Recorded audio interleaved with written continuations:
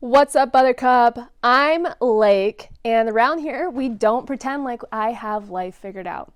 What we're doing is we're just figuring it out as we go, and depending on when you're listening, you should grab your coffee, grab your cocktail, and let's get into it. So, I thought that I was healed until I started dating again. Healing is not linear, and I really thought that I had it all figured out when I was not dating. Like, I had a very strict, like, I'm not dating and I'm still hung up on the last guy kind of thing. And I was really just digging into like my self journey, I guess you could say, and learning about myself and finding ways to better myself on my own and just being comfortable. And when I think about it, honestly, I've kind of been doing that for the past 2 years, except there was maybe a guy here and there, but I still was taking care of everything at my house and still being a single mom the whole time. It just depends if I was dealing with baggage or not, kind of thing. And baggage, when I say baggage, I mean men. And nobody has helped me in the last couple of years other than some family, and maybe here and there someone helped me out and bought me something or did something nice for me. I really thought that I was like to a point that my healing journey was over, and little did I know that healing just never ends. Ever. You're always going to be healing something. You're always going to be working on something and working on your craft. And then I started dating again. And I was humbled once again. And I realized how fucked up the last guy made me. I don't trust anybody now at all. I don't trust a fucking thing. And it's super frustrating because the most secure and trustworthy guy could come into my life and I would not fucking trust him. And I'm working through that slowly but surely. I feel like you can only do so much healing alone, but relationships expose what's still unhealed.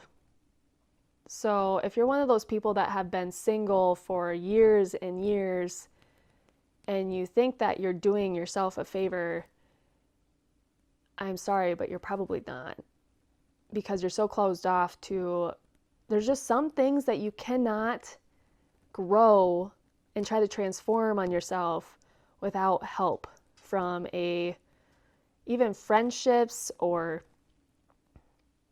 an intimate partner. I mean, honestly, when it comes down to it, like, your partner is supposed to be your best friend, and they will start mirroring things back to you and making you realize what you're not so good at. So when we talk about these things, I got notes on top of notes on top of notes. So I really feel that it's important to put yourself out there. So when I was single the last time, I started working with my psychic. I hate saying that out loud because it makes people think I'm crazy. I'm not crazy. I'm just very spiritually in tune with my intuition, like extremely in tune. And it's something that you have to really work on. But when I started working with her, I was single at the time. And something she had said to me, and that's something that I have carried through since then, is dating should be a way to test things. Dating should be a way to see what you like and what you don't like. Dating should be a way, like, make it as fun as you possibly can. So I did. As soon as we had that meeting, after that, I started keeping track of, like, okay, I'm talking to this guy. I don't like this. I do like this. And pretty much making a checklist to myself of things that I want in a man and things that I do not want, and where my boundaries are, and where my stance stands on certain things that are make or break. So when I started doing that, and I've shared this with other friends, and they have really started to do it too, it's super interesting at how like low pressure it starts to become, because if there was something that you don't like about someone, just cut it off. Don't waste time. We have too short of lives to waste time. We don't need to do that. We don't need to waste their time. They don't need to waste my time. I've literally talked to men for like hit it off and had a super good vibe, and they literally said something on week 2 and I'm like, yeah, nope, not for me. So I just cut it off. And that might be cold-hearted, but that's dating. You're allowed to do that. You're supposed to be talking to multiple different people while you're dating, because you're not supposed to just see one shiny object in front of you and just focus all of your energy on that. And that's something that a lot of people do. A lot of people will see or start to have feelings for someone and they'll immediately shut out everybody else. I do have someone that I am excited about and have been for a little while. And the feelings are mutual, but we have made it very clear that we need to still be exploring other options in case. Because at the end of the day, and this is part of my trigger that I'm going to talk about today, at the end of the day, you want them to choose you for you out of all the options. You don't want to just have them choose you because that's the only option in front of them, if that makes sense. I'm getting off topic, but that's okay. So when you start getting into dating or potential relationships, you start to realize that things will trigger you from the past that you thought that you healed from. Things will start to make you think crazy ass shit if you don't trust somebody. Things like that are way outside of the normal thought process. And it's going to really prove to you if someone is genuine, first of all. And you're going to learn a lot about yourself and where you really need to do some inner work and shadow work and work on some shit. And that is what this is all teaching me right now, is as fucked up as the last relationship made me, there still is a lot of learning to do, even though I thought I was learning a lot, which I was, don't get me wrong. So healing while you're single looks a lot like building confidence, learning to enjoy my own company, finding peace, creating routines, feeling like I had finally healed. I have become very self-sufficient. I have become to a point where I don't even look at my phone. I don't want to. I have no desire to look at my DMs. I have DMs. There's like probably 5 in my Facebook Messenger right now that just I haven't even looked at because I don't have a desire to. I have no desire. I am 100% okay, and I am figuring it out alone. So now, my question to myself was I actually just healed, or was I just not being triggered? And that's the true question here, because that's honestly, because when I started dating again, my anxiety has returned. I've waited for text messages. I overthink things. I have this fear of abandonment now. I want reassurance, and insecurity keeps creeping in. And I am not an insecure person. I am not. I fucking think I'm a badass. I know I'm a badass. I feel very good in my own skin. 100%. I like talking in front of people. I like talking about the most random unhinged shit. I don't give a fuck. So when these insecurities start to creep in and the anxiety and all these things, you know that's not you, but you're being triggered. The thing is that these are not new wounds. They're just old wounds being exposed. They're just something that just wasn't being exposed before. It's just like living in South Dakota. It's always fucking windy. And while I was single, there was just a lot of days where there wasn't any wind blowing. and the soil in the ground was right where it was supposed to be. And before, when there was men in my life, it was really windy, and it was exposing a lot of things under the soil. And then I was single, so it just wasn't windy. There's no wind. Yes, I'm referring to men as creating wind in my life. It could be a good thing, it could be a bad thing. And then I started dating again. And this wind isn't bad, it feels really fucking good, but it's blowing some of that soil up, and there's some shit that's underneath it that's exposing some shit. So now you have to deal with what's under the soil, and you can't procrastinate it anymore. It's there.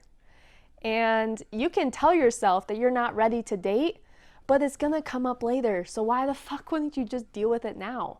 That's what people do. They convince themselves that they're not ready to date. They convince themselves that it's so scary to have these triggers happening, and that my anxiety is out of control, and I'm overthinking everything, and I'm just being fucking crazy. I'm not ready. No, honey, you're ready. You just need to be ready to face your shit and start to handle it and deal with it and try to grow from it. So it's also very important that when these things happen, you pay attention to how the person that is triggering you and how they're handling it with you. Because you got to be honest with them. Hey, I've had a lot of shit happen. I'm acting fucking crazy right now. And I'm going to be probably acting crazy for a little bit, but I need to grow through it, and I'm not going to grow through it unless if I'm being triggered and you're fucking triggering me right now. I'm just letting you know that I'm being fucking crazy. That's pretty much what you got to tell them. You just got to be blunt. You just got to be fucking blunt. So relationships reveal what still needs to be healed, obviously. Your partner doesn't create the trigger, they just simply uncover it. And then you need to ask yourself, why did this upset me? Where have I felt this before? Is this about today, or is this something from the past? I'm going to go into my story a little bit. So I have been in the dating scene a little bit, and I was on dating apps, and then I said, fuck this, I'm not going to do dating apps anymore. I literally deleted them, and I had gotten a couple numbers off of there, don't get me wrong, and I had been talking to a couple, and then I had this guy reach out to me, not through a dating app, and just spark up conversation. And honestly, I had already deleted my dating apps, and I was being quite not nice. Because I just don't have, I'm surprised I even replied, but I replied. And I have gone back and looked through the messages, and I was very short until we got into the subject of something that we both are very passionate about, and it was motorcycles. And he sent me that he had motorcycles. So then I was interested. So this all started. And this is a long distance thing. We're not close to each other, so it is all communication, and it's been great. Very healthy, I think. Very consistent communication. I don't have to wait hours on end to hear from them just to get a stupid conversation. I hate surface level conversation. I hate it. I love me some deep communication. I love me deep conversations, and we have had some good conversations. So shit's going great. Well, past relationship was I trusted them with my whole fucking life, and I gave them a fuck ton of leeway, and I just gave them all the trust in the world, which you should do. You should be able to trust your person. I did. I trusted that man with my fucking life. I trusted him with everything. I told him everything. And then when he started to pull back, I still trusted him with everything. I trusted him with everything. And I was giving him lots and lots of space when it really got to a point where it was like, okay, you need space. I understand. We were going days without talking or texting or Snapchatting, days. And I still was very trusting, 100%, totally in my head was like, it's fine. He just needs space. That's all he needs. I was going days without hearing a fucking peep. Come to find out that they had downloaded dating apps and were talking to other women while I was trying to give understanding and space. So you can imagine the type of trust that would cause in a person. So communication is great with this guy. Everything's popping off. We have deep conversations about everything. Just very good vibes. Still are. Great vibes. Well, every once in a while, they get busy or they don't. They're just busy and they're a very private person. And that's great. That's okay. But when I felt like they were pulling back, even though they weren't. They were just living in life. Like, you live two separate lives, long distance. It's normal. My dumbass got triggered and made up a whole fucking narrative in my head. It is wild what a brain can make up. And so then you have to talk to them about this. And you have to say out loud how fucking crazy you sound. Like, fucking crazy. I think that you have a wife at home and you're just telling a lie. There's just too much shit. They do have a lot of shit going on in his life. Don't get me wrong. He has a lot of shit happening. And I just started to think, like, you're making this all up. There's absolutely no fucking way. You're just trying to get my attention. It's just too much shit. I can't wrap my head around it. All while he is dealing with a lot of shit on his own, and I'm just creating this whole fucking narrative. This man started including me more in some of the things that were happening and very understanding, and was literally sending me pictures of shit, which is so unhealthy, you guys. I know, really fucking unhealthy. That is not the type of relationship that I want, and I have told him that over and over, and he swears he's just doing it to reassure me. And I pray to God that when you start getting triggered in the dating scene, that you guys have a guy like him that is willing to go out of his way to show you things to prove that he's not whatever the fuck your mind is making up. So, that's probably pretty high level crazy of what's happening, but that's just what I'm talking about here. Is that would have never happened if I was still single. I'm not saying I'm not single, but if I was not dating and like out in the dating scene and trying to talk to people. So, we are actively seeing other people still, and still talking to other people and trying to just make sure that this is like right and everything's aligning. And he went on a date, which I talked him into, you guys. I talked him into a date. He wasn't going to go, and I said, you should go on a date because I'm going on a date. We're very open with each other about it. And that triggered the fuck out of my jealousy. And I'm not even dating the guy. Like, I'm not like even in a relationship with him. I have no fucking say in what this man does. But I got triggered. So that was something else I had to work through. I said, why does this upset me? Well, it's a lot. A lot of shit has happened in the past. And then the fear of abandonment comes up and all these things, right? But at the end of the day, I need to remember, like, I was okay without him. I don't need him. And I really, like, sat in it. And I was very uncomfortable with it there for a little bit. We talked through it. He talked through it with me. This man. My God. Nobody should have to do this, but he does. And that's fine. And this may never turn into something. This is just fun for now. But he is helping me grow through some shit. And hopefully I'm helping him grow through some shit. And I got to a point where I was like, you know what? Fuck it. I want you to go have fun, because I do want anybody should be happy. If I'm something that's standing in the way of someone being happy, like, that's a bad thing on me. Like, Just be honest with me. So I called him and we talked on the phone before he got to the date. And I said, I hope you have a really good night. Go make the most of it. You got a lot of shit going on. Maybe go let loose, because obviously I'm not there. So he's still long distance. Like, we ain't going to see each other for a while. And I told him, I said, if it works out and she's the shit, like, I hope that you could just be honest with me and tell me. That's all I'm asking, because I want you to be happy too. So, and that's just a very secure feeling, honestly, when you start to like believe in yourself, you know your worth, you know that there's men out there that are willing to go out of their way to help you.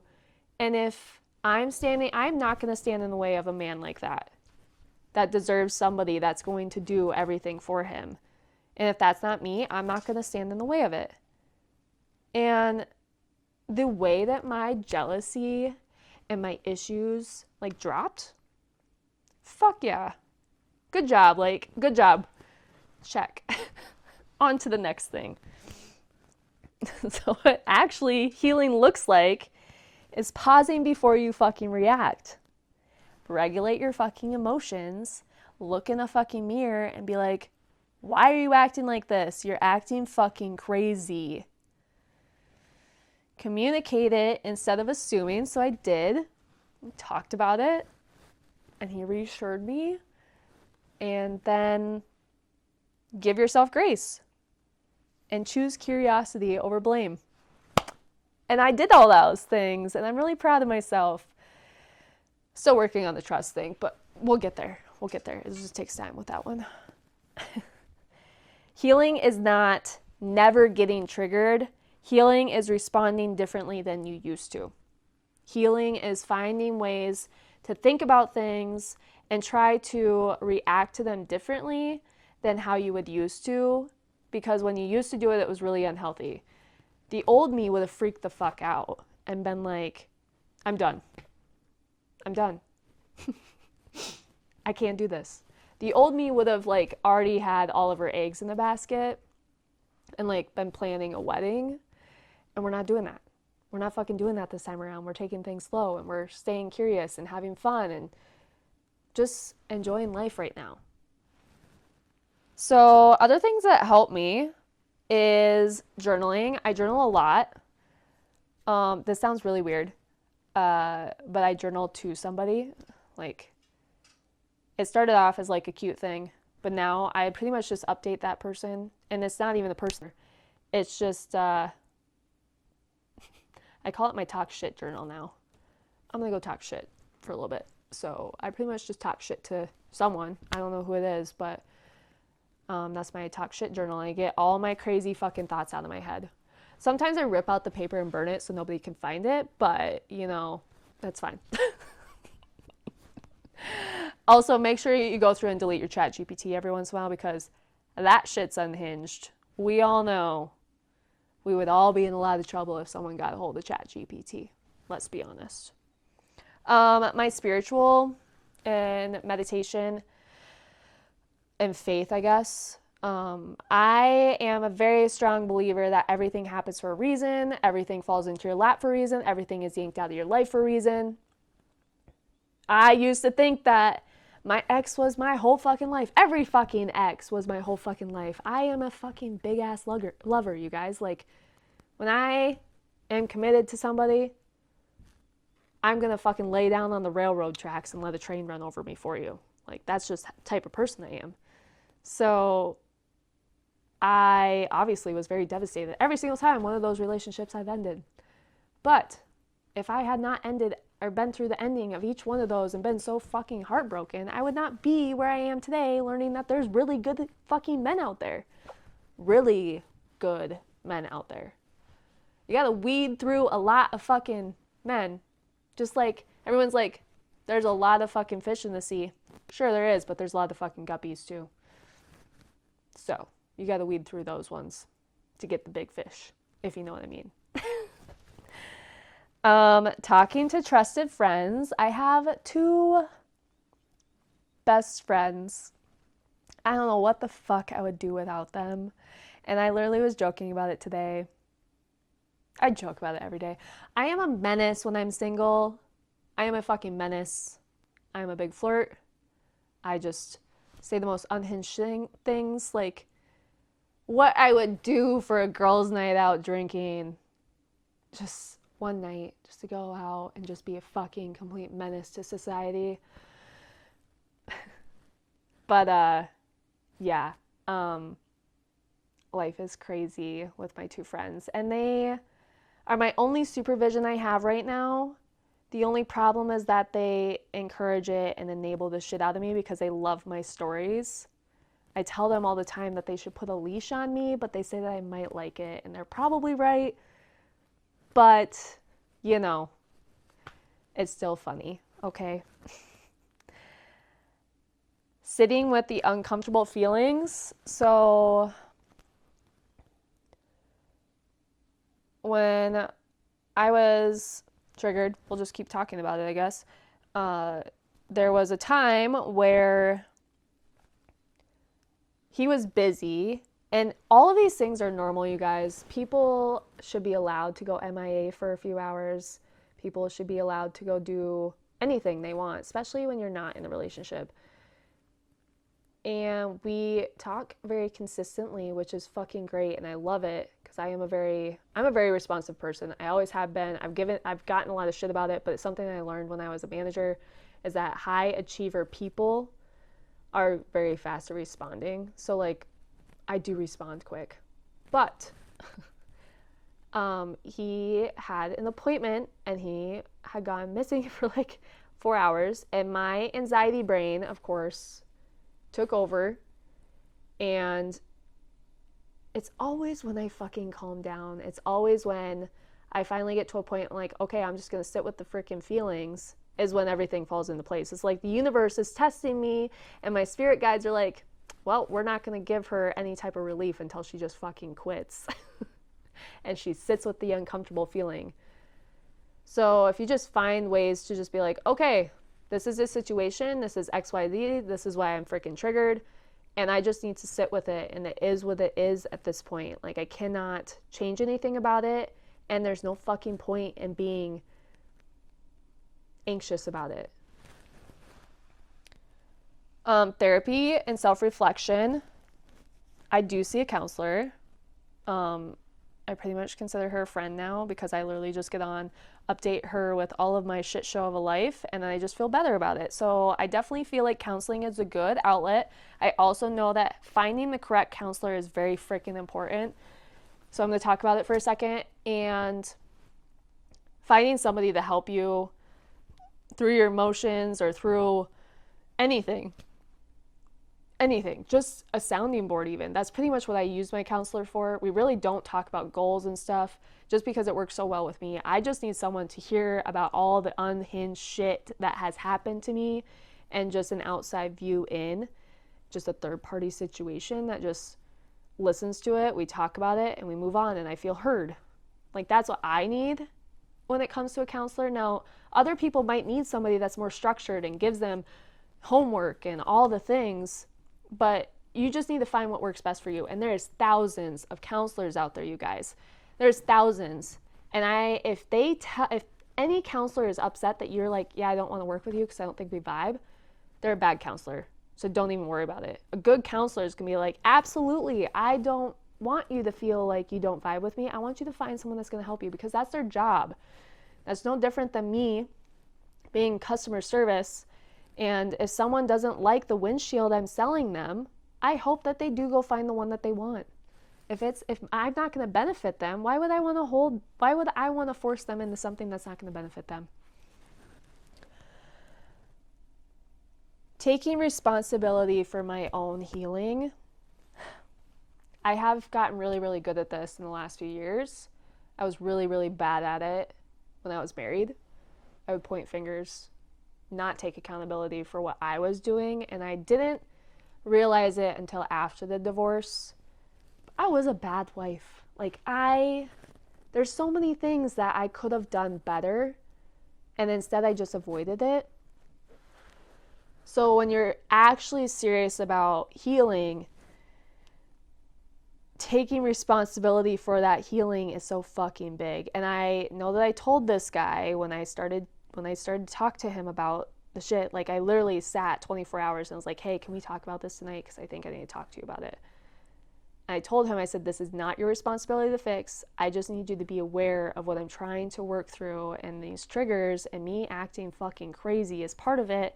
I'm really sorry, and I understand if you don't want to stick around for the shit show, but you might need some popcorn because it's gonna be a good shit show for sure, and I hope to come out on the other side, but like, it's not your responsibility. You're just here to sit and watch, and I might ask that you do some things. Like, I think it's fair that if you're trying to heal yourself and part of that healing is your anxiety is gonna let loose every once in a while and need some reassurance, and I think it's fair to ask for that, as long as it's not too much, as long as it's in just little sprinkles, you know, just little sprinkles every once in a while.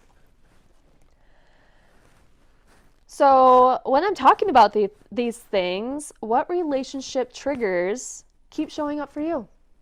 What keeps happening in your life that you keep avoiding or going back on or pointing the finger and not taking responsibility for it?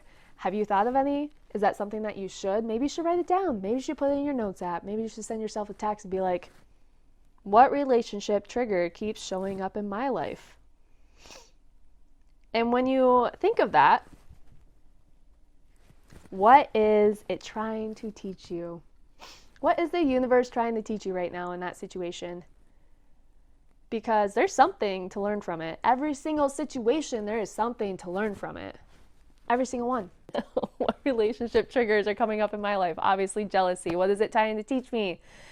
That I need to be more secure in myself and know what I bring to the table. And if someone wants it, they're going to want it. And if they don't, it's okay.